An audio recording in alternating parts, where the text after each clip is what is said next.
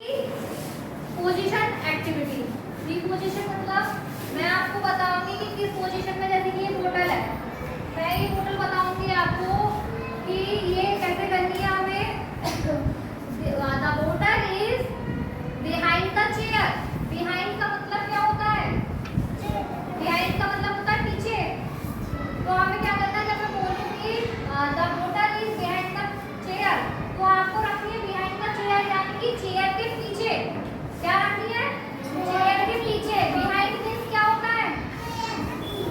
पीछे, किसी चीज को अपने से पीछे रखना, बिहाइंड। फिर मैं बोलूंगी द बोतल is on the chair. On the chair का मतलब क्या है?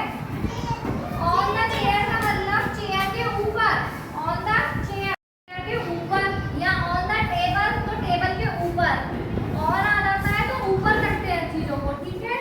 फिर मैं बोलूंगी द बोतल is in front of the chair. In front का मतलब होता है सामने रखना। जैसे कि मैं यहाँ चेयर के पीछे खड़ी हूँ, अब मेरे को बोला है किसी ने कि द बोतल is front of the chair, तो मेरे को यहाँ सामने रखनी है, यानी कि चेयर के सामने रखनी है, फ्रंट में रखनी है। फ्रंट मीन सामने, आगे।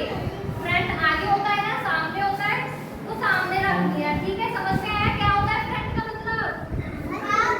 आगे, यानी कि सामने रखनी है।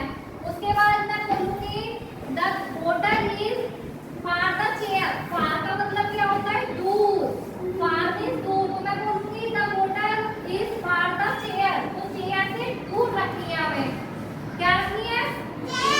दूर। फार का मीन्स क्या होता है? दूर। फार का मतलब दूर, किसी चीज को दूर रखना। तो मैं पूछूंगा, एक बार मैं पूछूंगी, फिर आपको एक्टिविटी करनी है, ठीक है। द बोतल